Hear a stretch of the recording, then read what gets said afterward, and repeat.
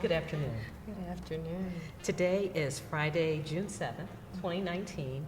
We are in special collections at the People's University, the Cleveland Public Library in downtown Cleveland, Ohio. Thank you so much for saying yes to this project.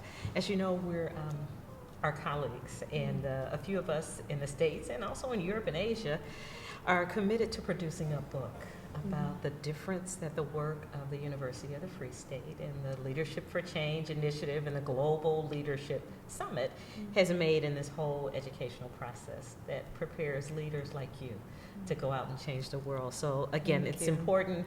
I know your time is valuable, but I thank you for the time that you've given and are prepared now to give just another hour.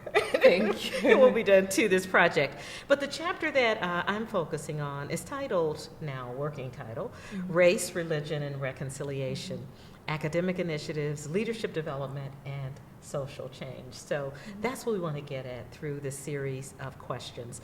Our videographer today is Ms. Catherine Young at the Cleveland Public Library. So let's go ahead and get started. Sounds good. I'd like to begin, please, by asking you to state your name and your institutional affiliation. Okay, great. So my name is Estefany Rodriguez. I work at Cleveland State, and I also graduated twice from Cleveland State. I obtained my bachelor's degree in psychology and a master's in public administration. Okay, thank you. You're welcome. And how long have you worked at this institution? I've worked at Cleveland State in this specific role for 3 years now. I support students who graduated from the Cleveland Metropolitan School District. Before then, I worked as a student employee since 2010. All right. And so your field is public administration? Yes.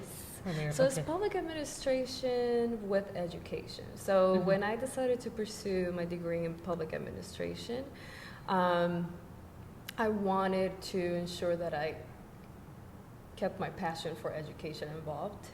And I believe that education is social justice, and I always say this, because education provides access to those of us who may have been underrepresented over years and didn't have the access because of lack of education, either systematically because of systematic oppression or just limited access financially. So I care about the growth of youth in urban settings.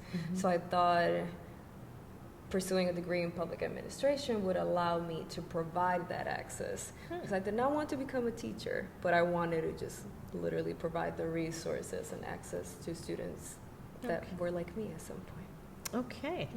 So, again, while you were pursuing both your bachelor's and your master's degree, you worked at Cleveland State? Yes. As a student assistant? Okay. And in what capacity, in what departments did you serve? I started as an orientation leader in admissions.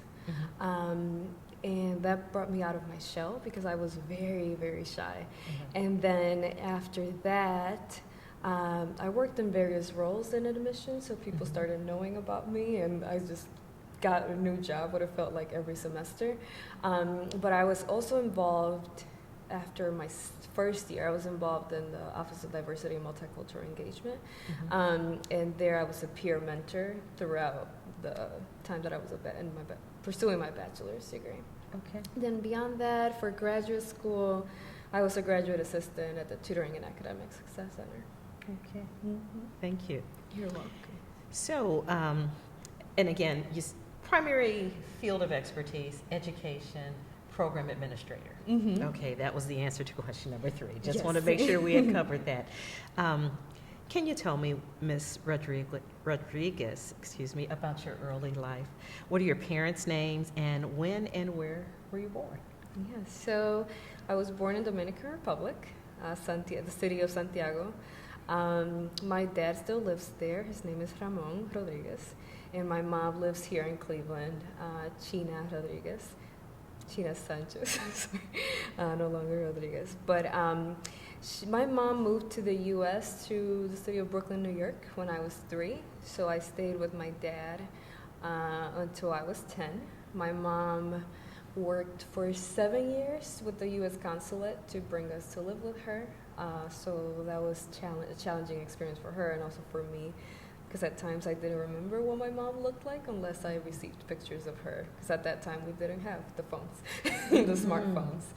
So I had to wait until she could mail pictures of herself so I could see her. You mentioned that you were born in the Dominican Republic and then migrated here to join your mother, who came 7 years before you.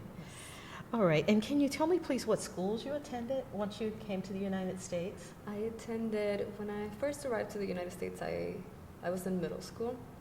And the name of the school is Luis Munoz Marin, which is the old Lincoln Junior, just on Scranton Road. And then I went to Lincoln West High School, and I graduated from that school.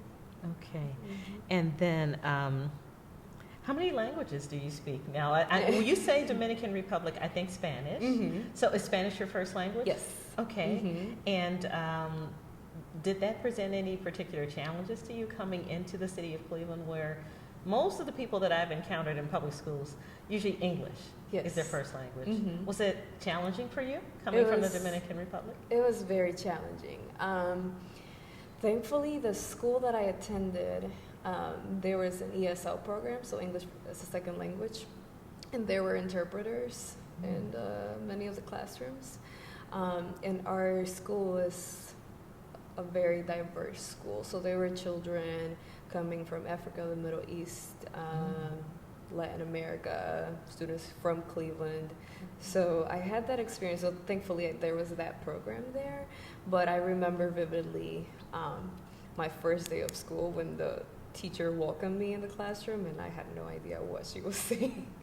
All I could say was hello. And I was not fluent speaking English until probably when I went to high school, so probably 3 years later, but it wasn't as fluent as I am right now. Okay. And can you tell me more about your experiences as a student? Who served as your most influential teachers and mentors? And now that you're a staff member at Cleveland, your colleagues. Yes. So, and I remember going to high school, someone who impacted my life and influenced me to go to college was my English teacher, Mr. Krupa.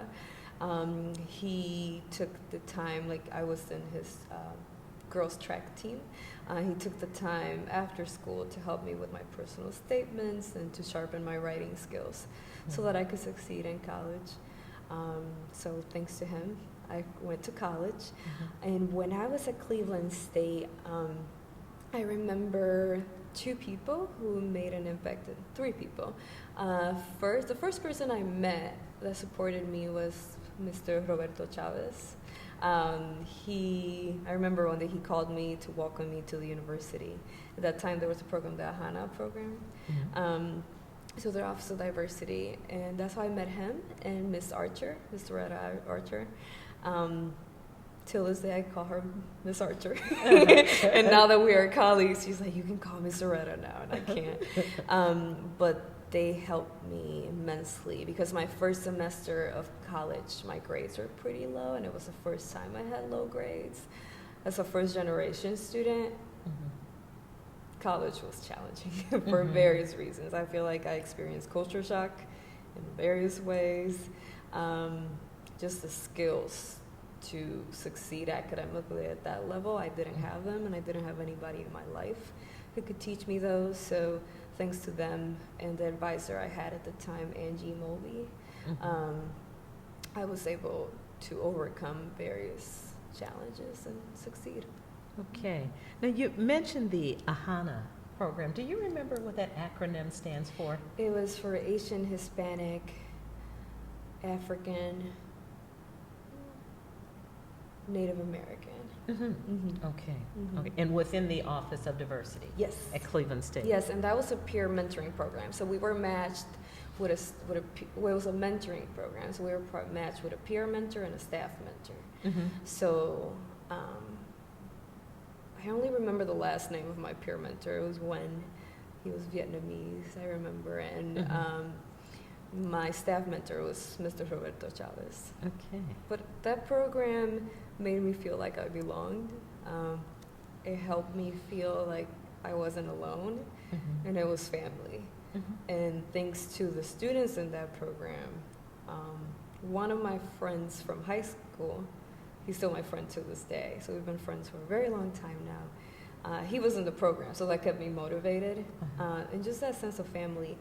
Till this day, I am friends with a lot of the people I met in Ahana. Okay. So most of my professional colleagues, close friends, are from that program. Wonderful. And you said you came to Ohio when you were a middle school student. Okay. And you said your mother came first. May I ask what attracted her to this country, coming from the Dominican Republic? So initially, she told me she was not planning on migrating to the U.S. until she had some health issues, that she needed the technology and the expertise here in the U.S. So she migrated to Brooklyn, New York, where she received a couple of surgeries. She had cancer at the time, so she was able to overcome those challenges while working to bring us here. I don't know how she did that, but mothers are amazing. All right. And from New York to Cleveland? To Cleveland. So my grandmother had moved to Cleveland. I believe there were more job opportunities in Cleveland at the time than Brooklyn, New York. And so my mom came to Cleveland a couple times. And she told me that the last time she visited, she was like, if I don't find a job in Cleveland, I'm moving. But she ended up finding a job. She went to the Spanish American Committee, and that is on West 44th, I believe. It's an organization on West 44th. And she ended up meeting who is now my stepdad, her husband. So she found love and a job. So she stayed in Cleveland. And then she realized that Cleveland would be a better place to raise her children than where she lived in New York. Okay. What a wonderful story about my hometown. Yes. Our home. hometown. Yes. Okay. Can you please tell me a little bit more about your experiences as an undergraduate student at Cleveland State University, especially as it relates to racial and cultural diversity beyond Ahana? Beyond Ahana, Hana was everything to me. And you can talk more about that if you wish. Yeah, I believe that the programs that I was in helped me feel like I belonged. Because I was also part of the TRIO Student Success Program, which is the federally funded program for first-generation students. And that program also made me feel welcomed. It made me feel appreciated regarding to my cultural identity, race. There were students like me that helped me feel comfortable. So I'm thankful that I encountered staff members that I could relate to and that appreciated me and helped me grow. Of course, in education, representation is extremely important, which is something that I pay attention to now. So I wish I would have seen more people like me, but I believe that the programs that were in place to support me helped me make that transition. Because I remember at the beginning when I was not connected, I did experience a culture shock because it was the schools I went to in Cleveland were pretty diverse. And yeah, so Cleveland State was different. And I remember at first like the culture shock, like I said, of being with students from all over the world, but also suburban areas, and that was new to me. But yeah, I'm thankful for the programs that I was in.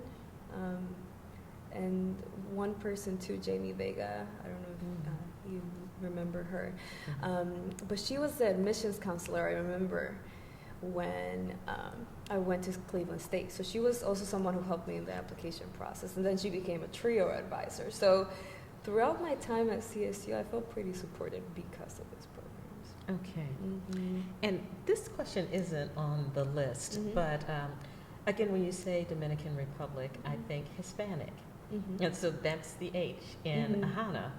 But Hispanic is not a race. It's not. So when you say people like me, are you talking primarily about people who can claim that they are part of the Hispanic community? Or what does that mean, people like me? So Hispanic, so for me, I have various identities that I have always cherished, but I've learned to cherish some even more. And some of the experience that I'm sure we'll discuss later regarding Leadership Summit have helped me appreciate more of my identity. So Hispanic is not a race. And the other term that I prefer is Latino, Latina. But regarding race, I identify as Black. And yeah, so there's so much that comes into being Hispanic, Latina.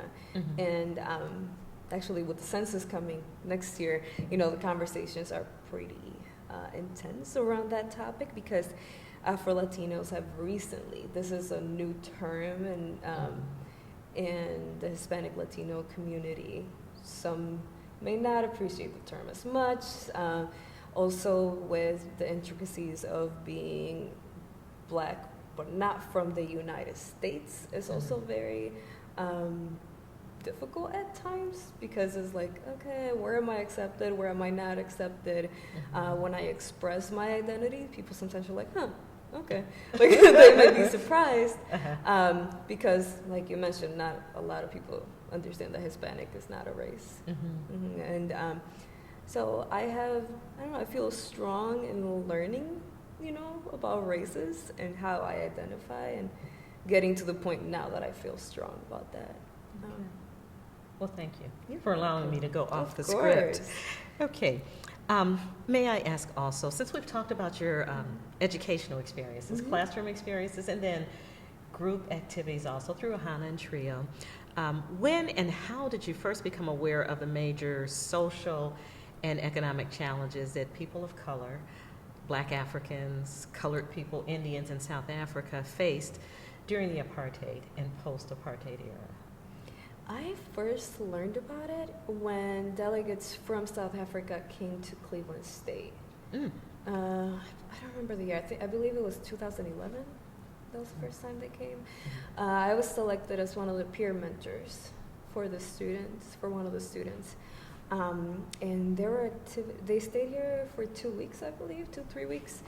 And before they arrived, we attended a training to learn more about South Africa and challenges experienced over time. I mean, I knew of Nelson Mandela, but I didn't know to the extent that the apartheid took place, because unfortunately our history classes do not teach us as much of what goes on.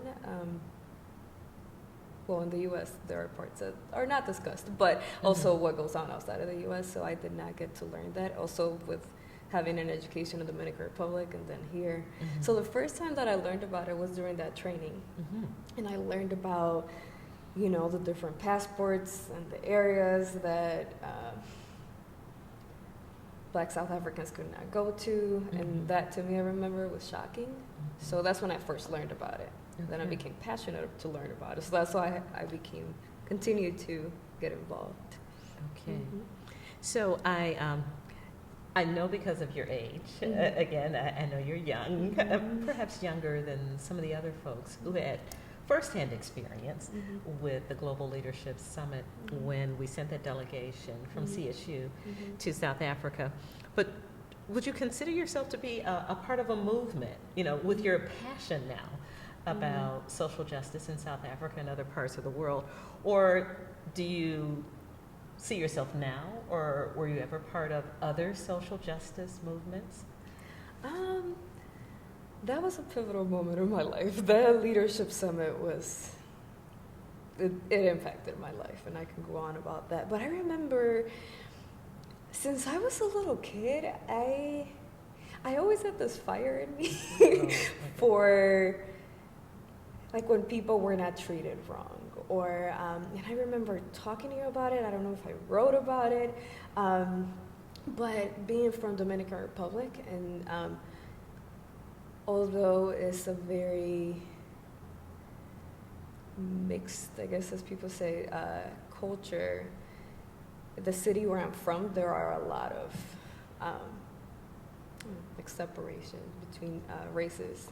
And when I was a little kid, I experienced it to like the schools that I went to. They were predominantly white Dominicans, and at times I experienced it because I didn't fit here and I didn't fit here, and also getting treated badly by family members. And seeing injustice always got me upset when I was a little kid. And I didn't understand why, because I didn't have the knowledge to understand why. And I remember when I was in middle school going to high school, I got upset about the food that we were receiving during lunch. So I don't know why, like the other day I was thinking about it. I was like, I was so young, but I told my friends, I was like, this is not right. Why are we not being fed nutritional food? So we started doing research, and then our social studies teacher signed us up for a conference in Columbus. I don't remember exactly where we went. Yeah, so we were able to present in Spanish.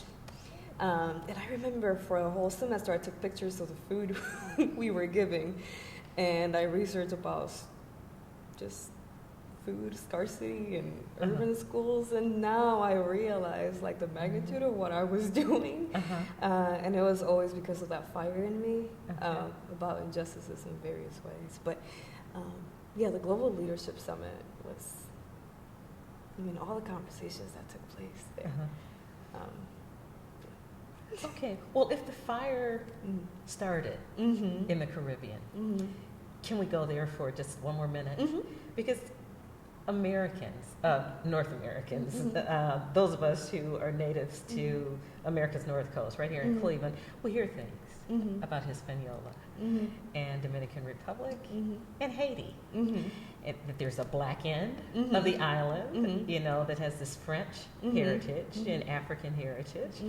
And there's this other end, you're right, that doesn't want to have anything to do with the black end. You tell me you're black. So is that true of the separation, sort of diversity, divisions? I can't call it's not Jim Crow segregation, American style, but is that true of the two ends of the island, and has it changed over time? It's true, and I feel like it goes back to the history of how that separation initially started. So the island, the original name was Quisqueya, and Haitians were the first slaves that revolted against the people that colonized the island. So they took over the island. So actually the Independence Day for Dominican Republic is not from Spain, but from what is now Haiti. Yeah, from the slaves. So I feel like this hatred it comes from history, of course. And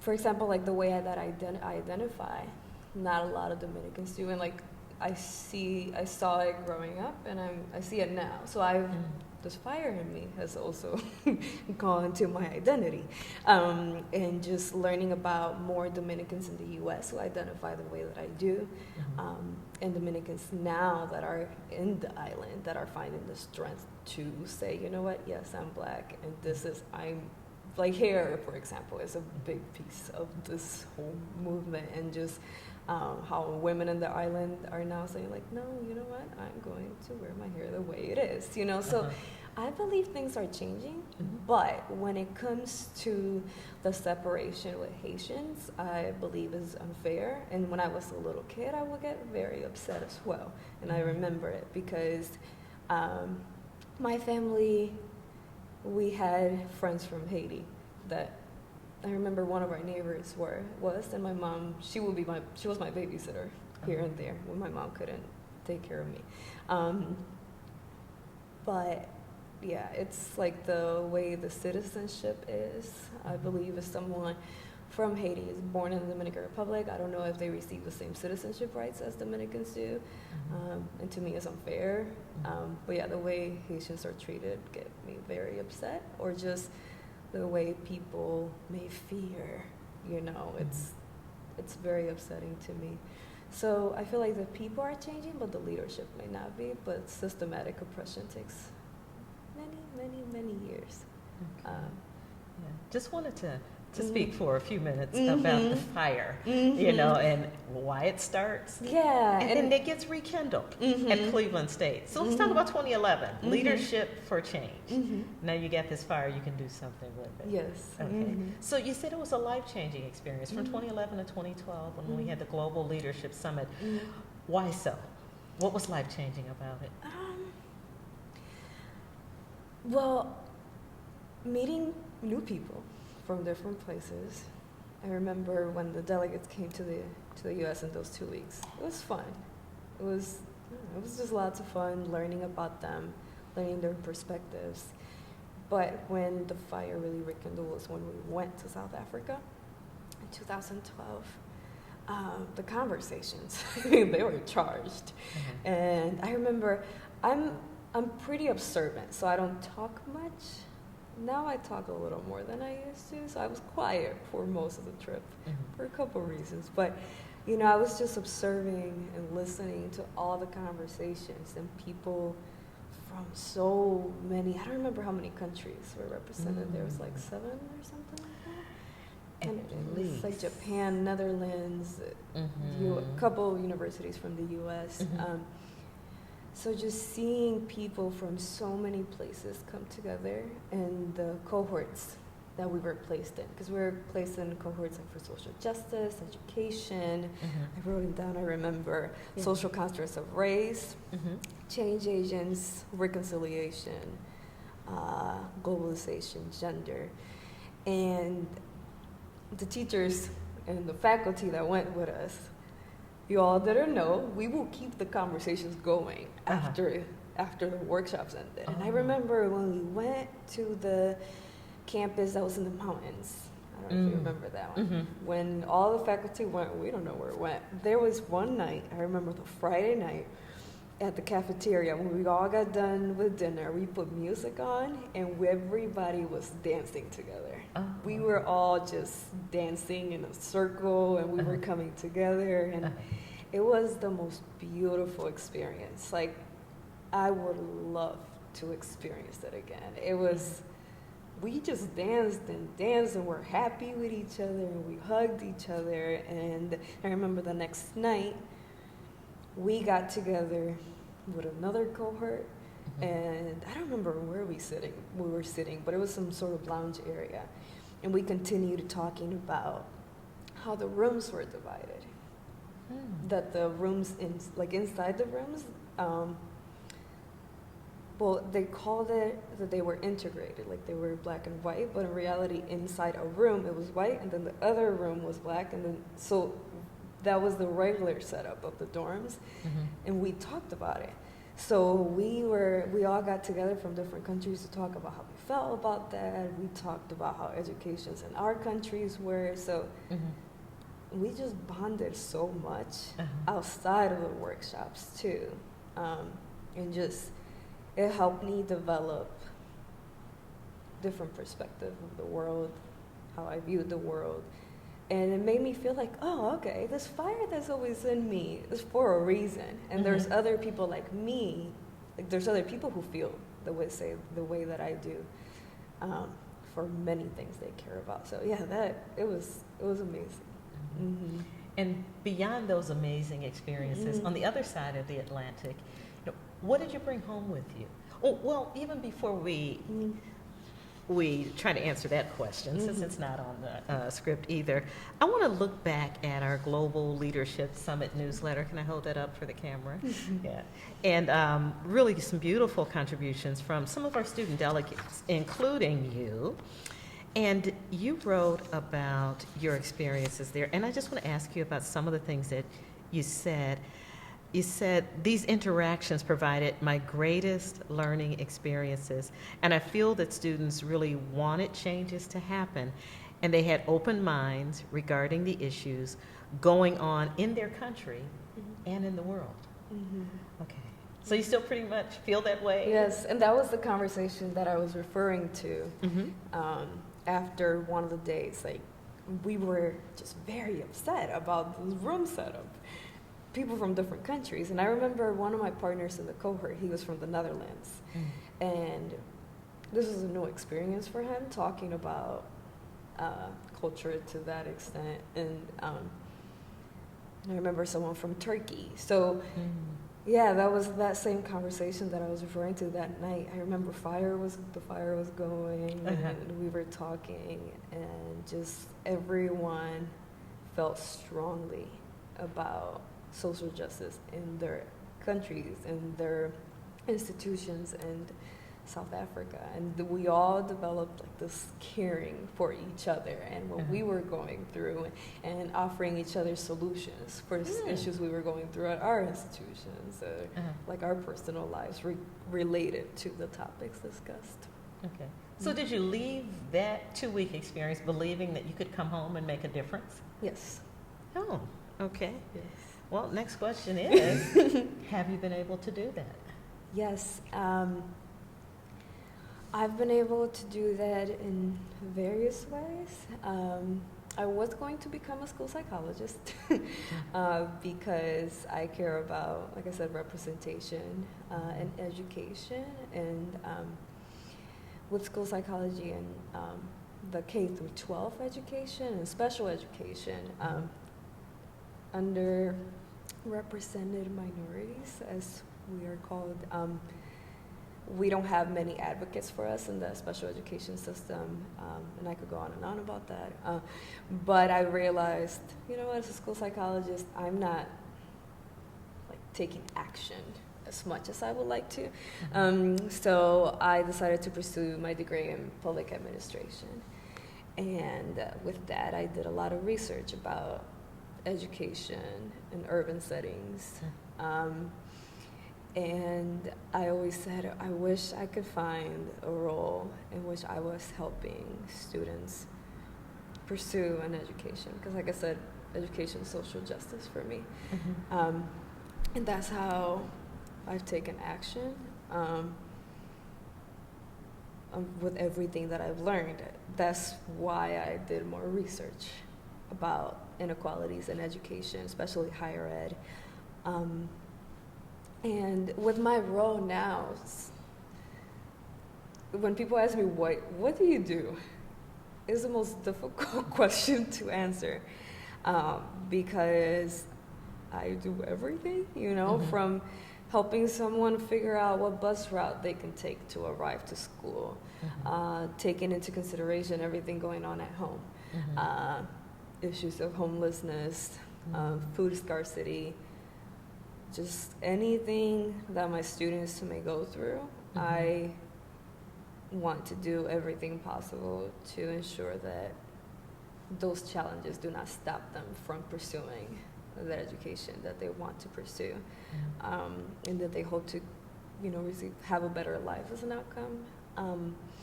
And also have the conversations, the raw conversations, like creating that safe space for them. So I've had students that have experienced that culture shock when they first arrived at a large university, you know, and that was the first time that they're coming out of their neighborhoods as much, you know, and just me being open to learn about their experience. And that's a huge part to helping people, is being open to learning. And that experience at the summit helped me be open to learning about other people's experiences so I can truly help them and connect them. Yeah. So what is the name of the program? It's called the KeyBank Scholars Program. Okay. So it's a grant-funded program supported by the KeyBank Foundation, and it is only for CMSD grads. So every student that graduates from the Cleveland Metropolitan School District and enrolls at Cleveland State are connected to the program automatically. And new students have the opportunity of participating in a summer program where they learn about the transition from high school to college, but can also earn college credits. I teach the Introduction to University Life course for that program, and during the fall semester, only for that population, to create that space and have the conversations that may not take place in other classroom settings or just other areas. Okay. And does the university still have an AHANA program and TRIO? It does not. It has TRIO. TRIO program is still there. And some of my students are part of the TRIO program, and my office is housed where the TRIO program is. So with my program, I collaborate with a lot of the offices on campus. But AHANA's not there. There are other initiatives to support students of color. And the largest for CMSD grads is this one. Okay, well, congratulations. Thank you. On, making that transition from student to student activist to staff and faculty with the Intro to University Life. So it's wonderful.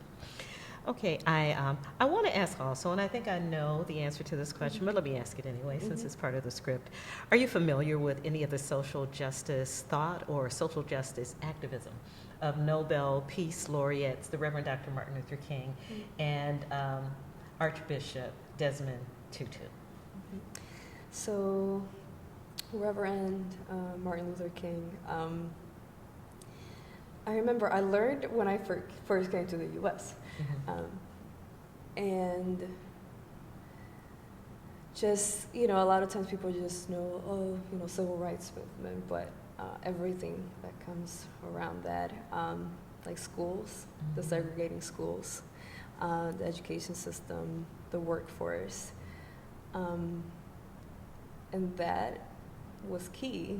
Until this day, although schools are integrated, education is still an area where racial injustices could still take place, and his work is essential for, social justice. Same as I say, like education is social justice, and his work as it relates to education is very important to me. And Archbishop Desmond Tutu. Yes. I learned about him being extremely important for the apartheid and ending a lot of the injustices that took place, and his connection to Nelson Mandela. So if I put both together, just two key people to changing the systems that were in place to start the work that many other people, so they just, like you plant something, you plant a seed, so they planted the seed. Desmond Tutu, South Africa, Dr. Reverend Martin Luther King here. Very important seed for many of us that continue to try to do the work that they wanted to see, that they had a dream to see. Okay. Now, I'm sure you know also, because you're familiar with their work, that a lot of what they did was affiliated with various religious bodies. So are you convinced that, and there's a very wordy question, I'm just going to read it, verbatim's on the list. To your mind, how can a consideration of ideas that are rooted in or related to religious and or spiritual traditions enhance or hinder the development of student leadership and post-secondary learning in a secular society? Can I speak from personal experience? Feel free, it's your interview. So, like for me, for example, I came from Dominican Republic, where it's mainly Catholic. So I first learned about Catholicism, but as a little kid, I always questioned everything. But my mom is not Catholic, so when I moved to the U.S., my mom did not attend church or any of that, but the values were still in me, those that I agreed with. Those that I questioned, I just didn't. I decided to not pay too much attention to. I remember when I was 11, so about a year after I arrived to the U.S., my mom started attending a church. And the church is no longer here. The pastor moved to Florida. But I used to love my church because it was the pastor was Puerto Rican and the woman was black. So our church, I don't know, it just brought like all the traditions together. And I appreciated that, and that had a lot to do with my development too, with my identity and these conversations. And then they moved, and I was a little kid. So when someone takes you to church, it's different than when you decide to seek spiritual growth. So I remember when I was in college, I went to different churches.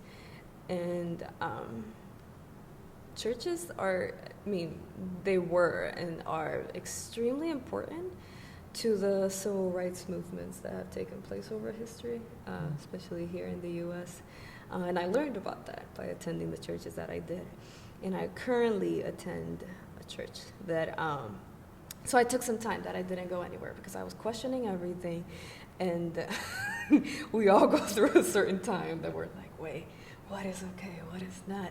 And I didn't find a place where I feel like I belong because I'm more about action, as we've discussed, not just listening to what someone has to say. And I like to see action taking place in places that I decide to join. So the church that I attend now, actually Dr. White goes there, and I did not know that until recently. South Euclid United Church of Christ. And I learned about how United Church of Christ are so involved in social justice over time. And to me, that has also impacted my activism to this day. But going back to how it impacts post-secondary education and people in general, I believe that the values one may learn are very important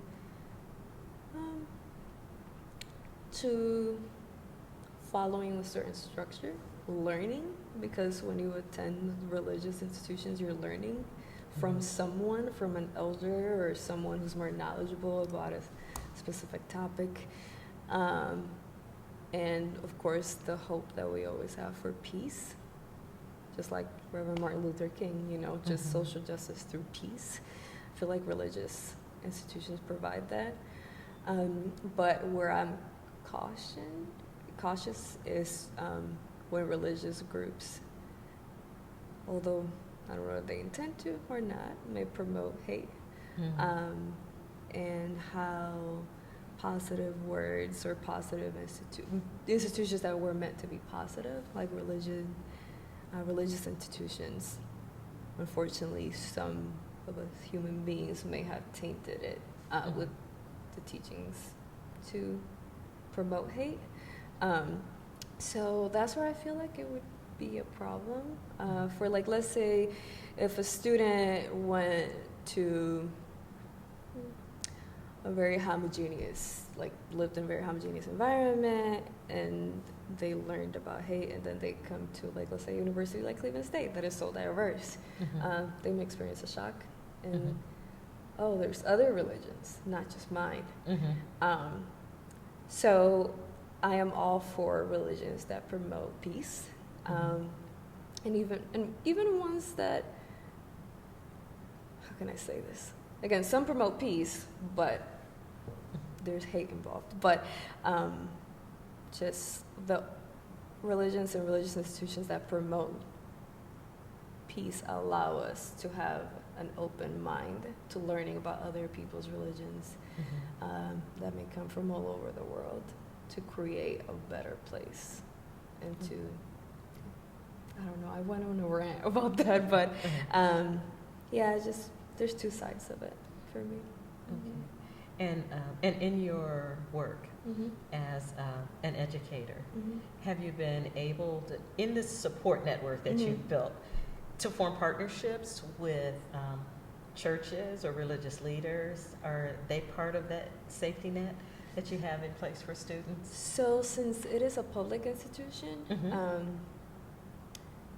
we cannot promote a certain religion.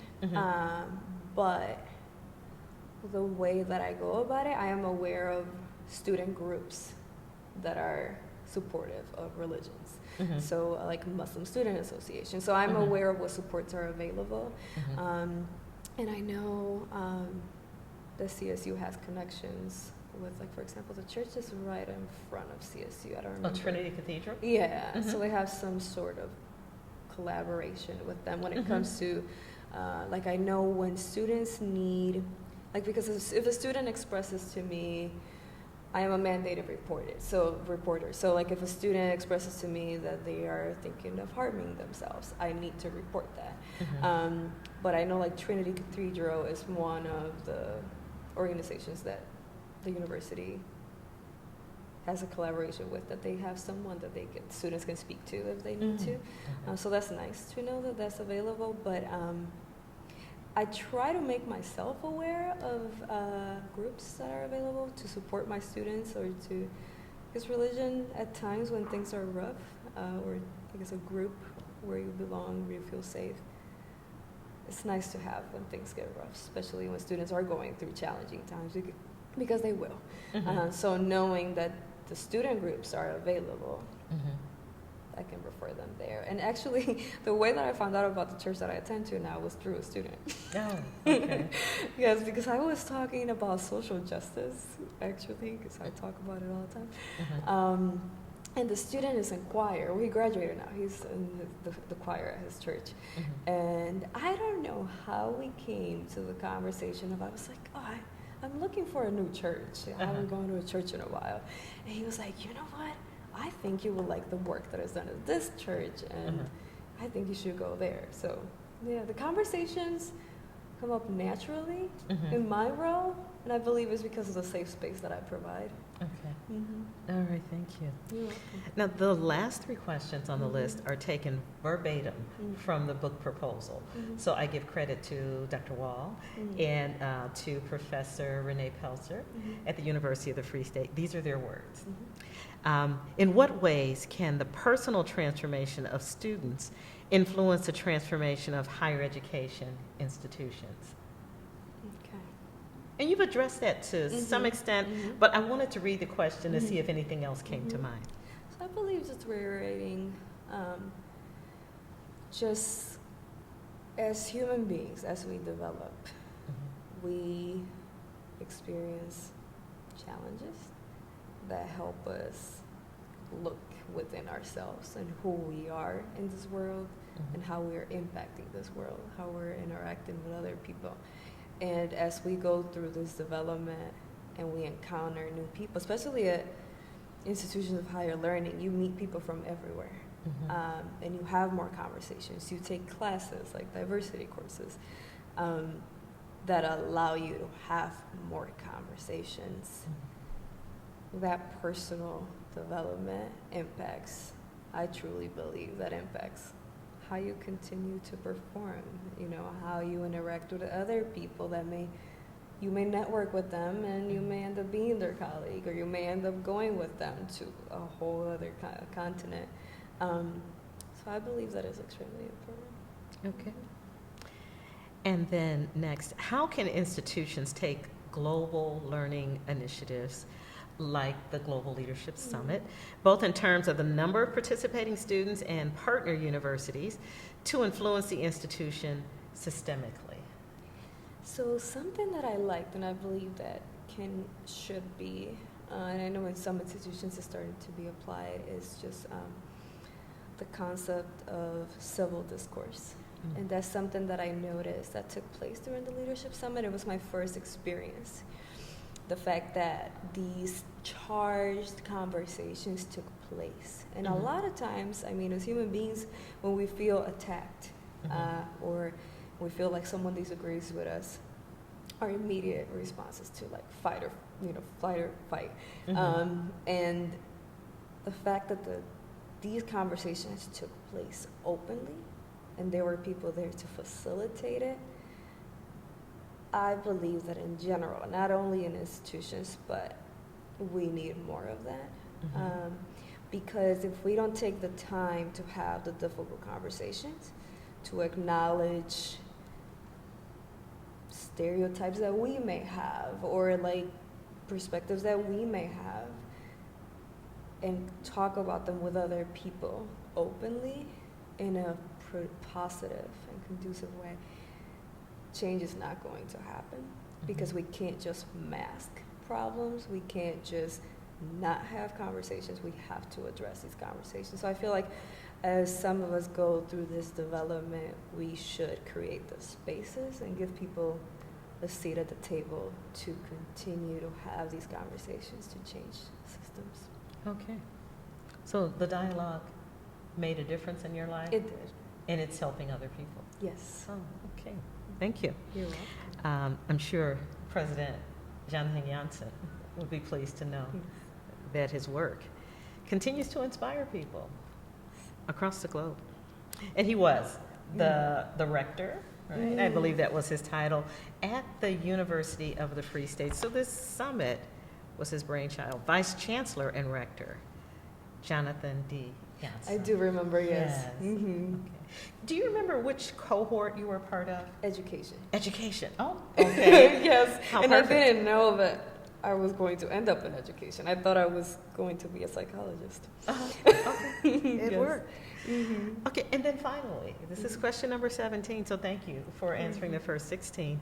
But what is the reciprocal effect on higher education institutions collaborating on global learning initiatives, especially if these institutions are from different continents in the world?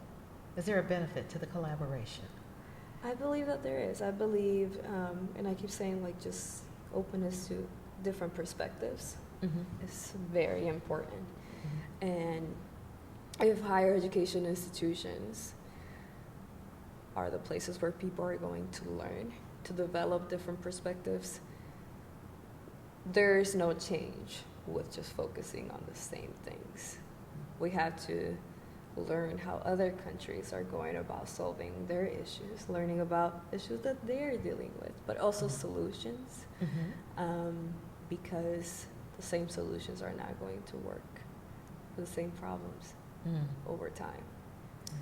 Because something that may be the same problem that happened 10 years ago may be viewed a different way now, or people may be open to them in a different way. So maybe another country is addressing that problem already in a way that we could address it. And when people go to higher ed institutions, we are going to become the leaders, the future leaders of this world. So if we continue to learn the same things, we are not going to develop these perspectives that we can when we are opening our doors to other institutions and people from other countries. Okay. Well, I thank you again Thank you. for your time and for your story, Thank your you. testimony, your Thank oral you. history narrative, all of that, and for the work that you do Thank you. with the students here in the city of Cleveland. I want to ask and beg if you can think of anyone else who has had, personal experience in working with people from South Africa, either from your era, your generation, or in an earlier era in the apartheid era. If you can let them know that we're doing this work, I'd like very much to hear their stories as well. Yes, I have a student who's in South Africa now. Really? And I can't wait to ask her about. Okay. We video chat regularly, but when she returns to Cleveland, I would love to. Okay. Is this a study abroad experience? Yes. Cleveland State sponsored? Yes. Oh, So wonderful. she has been there. She left in January. She comes back, I believe, next week. Okay. So we've maintained communication, and she's learning a lot about the apartheid and being there for a longer period of time than I was. Yeah. So we're able to talk about, so I'm able to ask about certain things, certain questions I had, and she's there for a longer period of time, so she's able to tell me more about her experience. So she was another reason why I started learning a little more about South Africa before she went, because I helped her with the process of selecting a country to go study abroad. Okay. Yeah, and I know we have a new director of the international programs at Cleveland State. It was 7 years ago when we were in South Africa, so a lot can change. Yes. And I'd like very much to interview that person as well. So maybe we can work on that together. Yes. Thank you so Sounds much. good. Thank you for that. Appreciate it.